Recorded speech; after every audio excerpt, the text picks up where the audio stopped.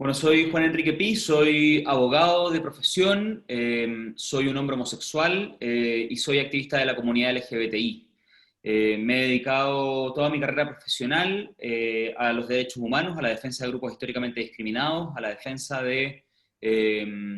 a la defensa de las personas que sufren la discriminación, que sufren la exclusión.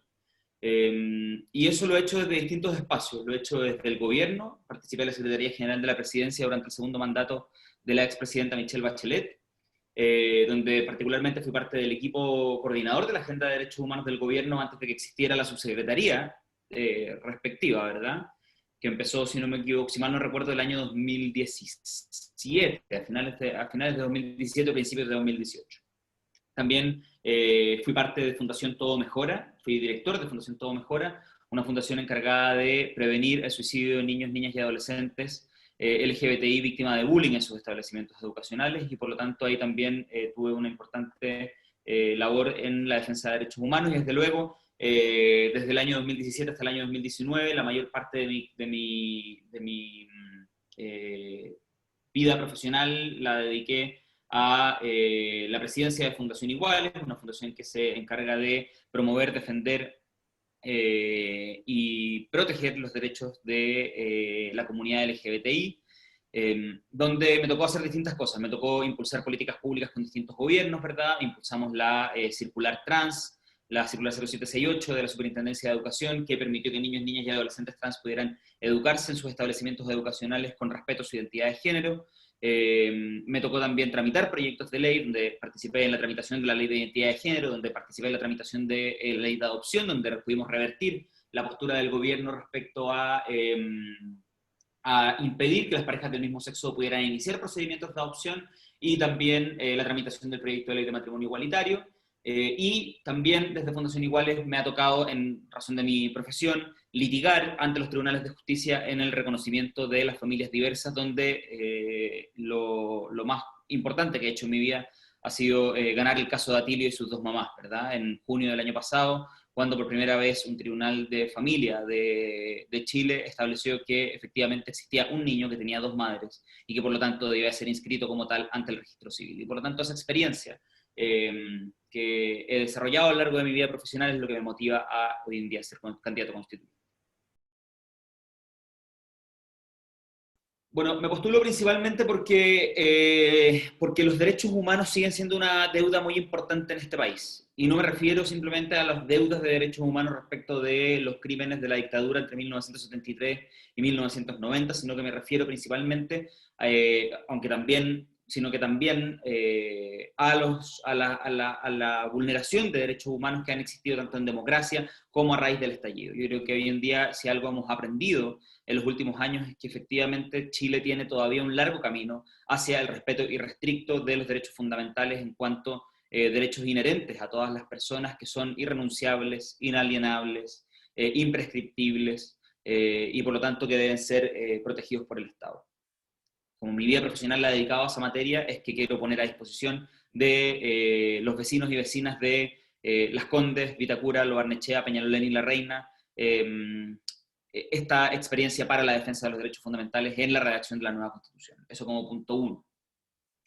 Ahora, respecto a qué cambiaría y qué mantendría de la actual Constitución, es una pregunta bastante compleja, porque hay muchas cosas que cambiar, ciertamente, y hay ciertas cosas que no vamos a poder cambiar. Y las cosas que no vamos a poder cambiar son los límites a la hoja en blanco, que están dibujados en el capítulo 15 de la Constitución vigente, ¿verdad? Y que son, en primer lugar, el carácter de república de nuestro país; en segundo lugar, la democracia como sistema de gobierno; en tercer lugar, los tratados internacionales vigentes y ratificados por Chile; y en cuarto lugar, las sentencias que ya han sido dictadas y que están firmes y ejecutoriadas por los tribunales de justicia, ¿verdad? Ahora, respecto a las cosas que sí podemos cambiar, bueno, ahí podríamos estar hablando una hora fácilmente de todas las cosas que hay que cambiar, pero hemos querido enfocar esta candidatura en ciertos aspectos específicos que nos parecen fundamentales, porque lo cierto es que me da la impresión de que en general los constituyentes que votamos a prueba, ¿verdad? Los candidatos a constituyentes que votamos a prueba y que por lo tanto queríamos modificaciones importantes en la Constitución, hemos estado siempre hablando más o menos de lo mismo, y creo que hay un consenso generalizado en en abandonar el presidencialismo hacia un semipresidencialismo, en establecer el carácter plurinacional del Estado de Chile, reconociendo los pueblos originarios, en establecer el medio ambiente como una base de la institucionalidad y como un deber del Estado de no solamente proteger el medio ambiente como abstracto, sino que además con un mandato de preservación de los ecosistemas, de la biodiversidad, etcétera, de convertir el agua en un bien nacional de uso público, con prioridad para el consumo humano. Yo creo que en eso hay un consenso generalizado, y por lo tanto lo que nosotros hemos dicho es que queremos establecer tres aspectos que no son los que ha hablado todo el mundo y que queremos remarcar. El primero es evidentemente el de las libertades civiles. Queremos un Estado que no decida por las personas, y por lo tanto la regulación del derecho a la vida privada y familiar, que es uno de los derechos que hoy día está consagrado en la actual Constitución y por supuesto en muchos tratados internacionales de derechos humanos, queremos dibujarle una línea al Estado. El Estado no va a decidir por las personas respecto de su cuerpo, respecto de su identidad, respecto de la conformación de su familia, respecto de las decisiones personalísimas. Este es un país al cual nos ha costado mucho avanzar hacia la autodeterminación de las personas, y no solamente a la comunidad LGBTI o a las mujeres, que son probablemente las luchas que hoy en día están más vigentes, sino que también a las personas heterosexuales. No nos olvidemos que hasta el año 2004, es decir, hasta hace 15 años atrás, 15, no, 17 años atrás, no había divorcio en nuestro país. Que hasta el año 1999 ser homosexual en Chile era un delito de cárcel. Que hasta 1998 habían hijos con distintos derechos dependiendo de la relación que existiera entre sus padres y madres, ¿verdad? Por lo tanto, creemos que esa línea es fundamental dibujarla de una manera definitiva para que sean las personas las dueñas de su propio destino y no sea el Estado el que está decidiendo por nosotros, nosotras y nosotras. Eso como punto 1.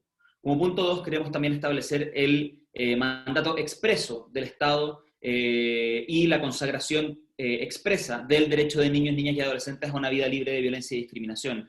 Hoy en día la Constitución vigente no dice en ninguna parte niño, niña ni adolescente. No hay derechos para los niños, niñas y adolescentes establecidos en la Constitución, y tampoco hay un mandato al Estado directo respecto de el bienestar de los niños, niñas y adolescentes. Por lo tanto, hemos establecido que es fundamental establecer ese requisito o establecer ese derecho expresamente en la Constitución, con además dos cosas más. En primer lugar, el derecho de los niños a ser oídos en todas aquellas definiciones que les atañen directamente por parte de los órganos del Estado, y en segundo lugar, sumamente importante, establecer que todos los organismos públicos, sin excepción, tienen el interés superior del niño como consideración primordial para las definiciones hacia el futuro que tengan que tomar respecto de cualquier materia, no solamente de aquellas que les atañen directamente, sino que también de aquellas que les pueden atañer,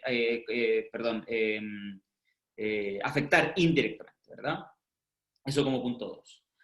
Y como punto 3 hemos establecido también un importante compromiso con los derechos humanos. Y es una cuestión que es evidente en razón de lo que ha sido mi carrera profesional.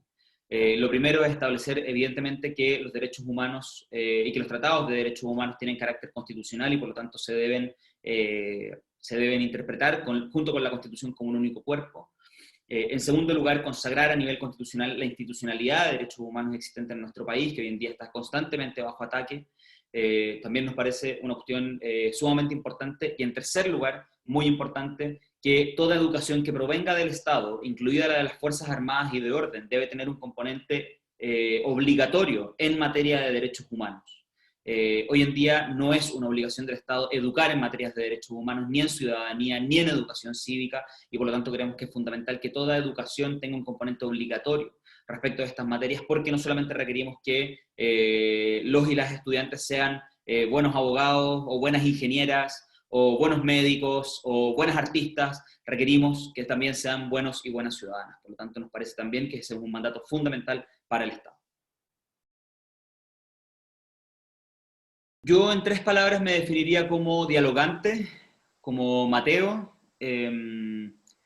y como una persona, por que se mata una palabra, dialogante, Mateo, y voy a decir ciudadano, porque finalmente lo que hemos querido imprimir en esta candidatura y lo que hemos hecho principalmente ha sido estar en la calle y estar con los vecinos y vecinas presentándonos personalmente. Este es un distrito, nos han dicho muchas veces que este es un distrito con una gran conexión a Internet. Lo cierto es que eso es verdad particularmente en 4 comunas o en 3 comunas y media, por decirlo de alguna manera. Pero hay sectores a los cuales el acceso a Internet es muy bajo o incluso nulo. Y por lo tanto en aquellos sectores populares, particularmente del distrito, nos hemos estado presentando personalmente, tocando los timbres. Queremos conversar con las personas y por eso esas son las 3 palabras con las que podría definir esta candidatura. Y los pilares, los 3 pilares sobre mí, voy a repetir que soy una persona sumamente dialogante. De hecho, muchas veces me han preguntado si soy un buen litigante en materia de ganar juicios, y si bien he ganado juicios, lo cierto es que más que un buen litigante siempre he sido un buen conciliador. Creo que es fundamental que podamos conciliar posiciones que hoy en día no se encuentran o que hoy en día son distintas, sin dramatizar nuestras diferencias. En segundo lugar, diría también que un segundo pilar importante es poder escuchar. Este es un proceso que se abrió desde la ciudadanía, desde la gente. Y por lo tanto tenemos que asumir que no tenemos todas las respuestas y que, o sea, que es algo que es obvio, ¿no es verdad? Pero que muchas veces a muchas candidaturas les cuesta decir de frente. No tenemos todas las respuestas, no sabemos cuáles son las soluciones para cada problema. Y como este es un proceso de solución colectiva, por lo tanto lo que requerimos principalmente es escucharnos unos a otros. Yo soy en general también una persona que escucha mucho a las opiniones, tanto las que se parecen a las mías como a las que no se parecen, y por eso también hemos estado en distintas partes del distrito escuchando a los vecinos y vecinas. Y finalmente, sumamente importante, también uno de los pilares, tanto míos como de la candidatura, es la participación. Este es un proceso que evidentemente es histórico y es inédito. Nunca en Chile había habido una generación de personas que pudieran redactar su propia constitución a través de un proceso democrático. Tan democrático como para poder partir preguntándonos si queríamos o no queríamos una nueva constitución, para luego también preguntarnos cuál es el mecanismo mediante el cual queríamos redactarla, si es que ganaba la prueba, ¿verdad? No solamente también es histórico e inédito, porque por primera vez va a haber una constitución redactada de manera paritaria a nivel mundial, no en Chile, sino que a nivel mundial. Y también con escaños reservados para los pueblos originarios. Por lo tanto, lo que no puede faltar en este proceso es también la participación. Y también por eso es que hemos estado recorriendo las últimas semanas incansablemente, todos los días, tocando puertas en los distintos sectores de nuestro distrito. Hemos estado en Cerro 18, en Lo Barnechea, hemos estado en Villa El Dorado, en Vitacura, hemos estado en Colón, 9000 en Las Condes, hemos estado en Villa La Reina, en la población Los Obreros Municipales de La Reina, hemos estado en La Hermida, en La Faena, en Peñalolén Alto, en San Luis de Macul. Hemos estado presentándonos y escuchando los anhelos de los vecinos y vecinas, porque ese proceso de escucha tiene que continuar después del 11 de abril, bueno, o del día que sean las elecciones, porque aparentemente el lunes vamos a escuchar que las elecciones van a cambiar, ¿verdad? O va a haber una nueva fecha, que probablemente sea en mayo. Este proceso no se acaba el día de la elección de los y las convencionales. Continúa el deber de escuchar, el deber de convocar y el deber de, por cierto, de las personas que seamos electas, de estar constantemente con la ciudadanía informando qué es lo que está pasando en la convención, cuáles son las discusiones que vienen y cómo esas discusiones afectan directamente la vida de las personas, especialmente de aquellos sectores más vulnerables o aquellos grupos históricamente discriminados o excluidos. Y por lo tanto, ese también es un tercer pilar, no solamente mío, respecto de la participación y la escucha, sino que también respecto de esta candidatura y un compromiso de esta candidatura en caso de resultar electa. Bueno, si alguien que no sabe por quién votar, lo primero que le diría es que tiene que informarse y que tiene que empezar a revisar quiénes son los candidatos y candidatas de su distrito. Porque es sumamente importante la discusión que vamos a tener una vez que hayamos elegido a los y las convencionales. Lo que va a venir va a ser la discusión del país que queremos y del país que vamos a hacer durante los próximos 50 años. Por lo tanto, me parece que es fundamental. Lo primero que tenga que decirle a esa persona es que tiene que meterse a las páginas web donde están todos los candidatos y candidatas, buscar qué es lo que piensan, ver sus redes sociales, ver su página web. En mi caso yo estoy más funcionando desde las redes sociales que desde la página web. Aprovecho de invitar a todos a ver mi Instagram y mi Twitter, @JuanEnriquePi, todo junto. Eso es lo primero que diría. ¿Y por qué tiene que votar por mí? Bueno, yo creo que hay distintas razones, pero hay una que es la fundamental, y es lo que te dije al principio.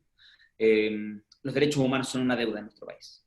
Son una deuda que no se ha saldado. Y son una deuda sobre lo que nos queda mucho por construir, sobre todo, para crear una cultura de respeto, para proteger y promover los derechos fundamentales de las personas y para que todos y todas podamos vivir nuestra vida sin que nadie nos diga cómo debemos hacerlo. Y por lo tanto, si los derechos humanos y los derechos fundamentales de las personas son una preocupación para esa persona con la que tuviera que convencer, entonces le diría que la persona mejor preparada para defender esos derechos fundamentales probablemente soy yo.